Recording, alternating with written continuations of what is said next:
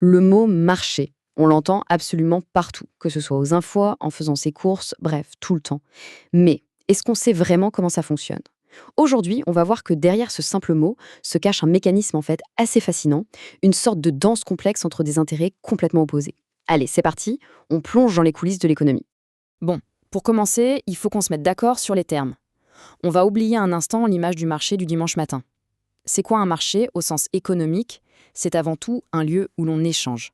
Bien sûr, un marché, ça peut être la place du village, mais c'est tout aussi bien Amazon, la bourse mondiale ou même l'appli sur laquelle on commande son repas.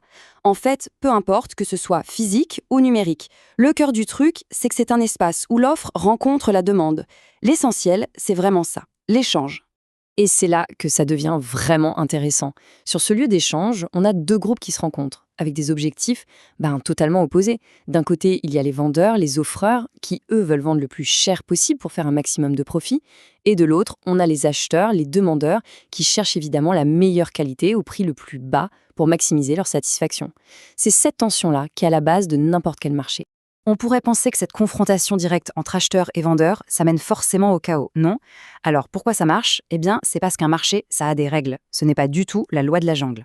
On imagine facilement un truc où c'est chacun pour soi, une sorte de Far West économique où seul le plus rusé s'en sort. Mais est-ce que c'est vraiment comme ça que ça se passe? Pas du tout.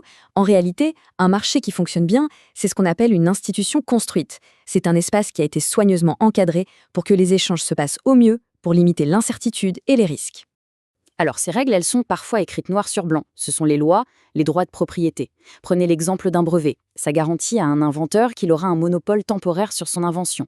Sans cette protection, franchement, pourquoi innover si on peut se faire piquer son idée tout de suite? Mais il y a aussi des règles plus invisibles, qui sont basées sur la confiance, sur la réputation. Est-ce qu'on achèterait une voiture à un vendeur qui est connu pour arnaquer ses clients? Probablement pas. Ces deux types de règles, formelles et informelles, sont absolument essentielles pour que les échanges se fassent correctement. Le truc, c'est que ces règles ne créent pas pour autant une situation d'égalité parfaite. En fait, le pouvoir sur un marché est très rarement réparti de manière égale. Tout va dépendre du nombre d'acteurs en présence. On peut imaginer ça comme un spectre, une échelle. D'un côté, on a la concurrence dite parfaite, des milliers de vendeurs, tellement nombreux que personne, tout seul, ne peut influencer le prix. À l'extrême opposé, on a le monopole, un seul vendeur qui fait absolument la pluie et le beau temps. Et puis, entre les deux, il y a l'oligopole, où une petite poignée d'acteurs, un peu comme les opérateurs de téléphonie mobile, se partagent le marché et se surveillent du coin de l'œil. Et cette différence de pouvoir, elle est fondamentale. Dans une situation de concurrence parfaite, une entreprise est ce qu'on appelle un preneur de prix, un price taker. C'est un peu comme un petit maraîcher sur un immense marché. Il est obligé de s'aligner sur les prix des autres, sinon il ne vendra rien. À l'inverse, le monopole, lui, est un faiseur de prix, un price maker. Il est seul maître à bord et c'est lui qui fixe les règles du jeu. C'est lui qui décide du tarif, point. Bien, on arrive maintenant au cœur du réacteur. Les deux forces qui animent absolument tous les marchés, l'offre et la demande. Commençons par la demande. La règle est plutôt simple à comprendre. Quand le prix d'un produit monte, en général, on a tendance à en acheter moins. Et à l'inverse, si son prix baisse, la quantité demandée augmente. C'est ça, la fameuse loi de la demande. Du côté des producteurs, la logique est exactement inverse.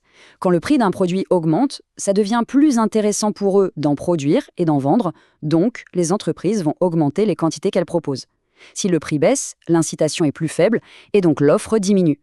C'est la loi de l'offre.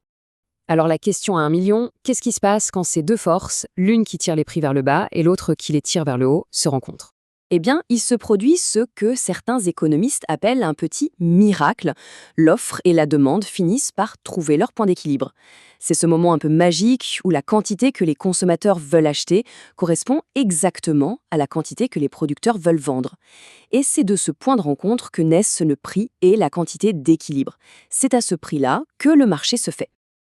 Mais attention, cet équilibre, il n'est pas gravé dans le marbre, pas du tout. Le monde réel est plein d'imprévus, de chocs qui viennent perturber ce bel arrangement. Voyons un peu comment ça marche. Prenons un exemple très concret et malheureusement d'actualité, une terrible sécheresse qui frappe une grande région agricole. Les conséquences sont immédiates, bien sûr. La production chute. Comme on le voit sur un graphique, ça veut dire que la courbe d'offre se décale vers la gauche. En gros, quel que soit le prix, il y aura moins de produits disponibles sur le marché. Le résultat? Le point d'équilibre bouge, les quantités disponibles diminuent et les prix, ils grimpent en flèche. C'est exactement ce qu'on observe quand le prix des fruits et légumes explose après une mauvaise récolte. Maintenant, imaginons le choc inverse. Un choc positif cette fois. Une innovation technologique majeure qui vient révolutionner tout un secteur. Ici, le mécanisme est tout aussi fascinant. L'innovation permet de produire plus et surtout à moindre coût.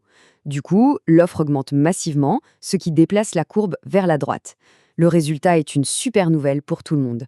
On a plus de produits disponibles et en plus à un prix plus bas.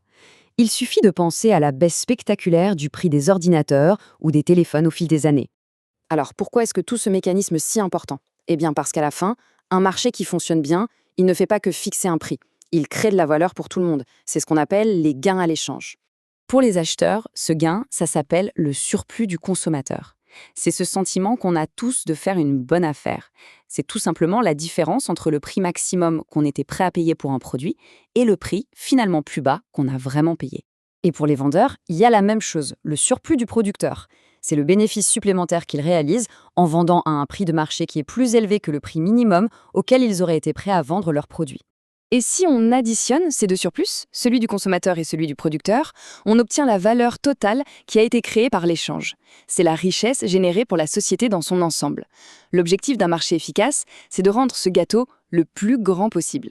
Ce modèle de marché, il est puissant, il est élégant, mais il repose sur une hypothèse de concurrence qu'on appelle pure et parfaite. La question qui tue, c'est donc, que se passe-t-il quand la réalité s'en mêle avec ces monopoles, ces manques d'informations, ces inégalités? C'est là que les choses se compliquent et qu'elles deviennent encore plus passionnantes à analyser.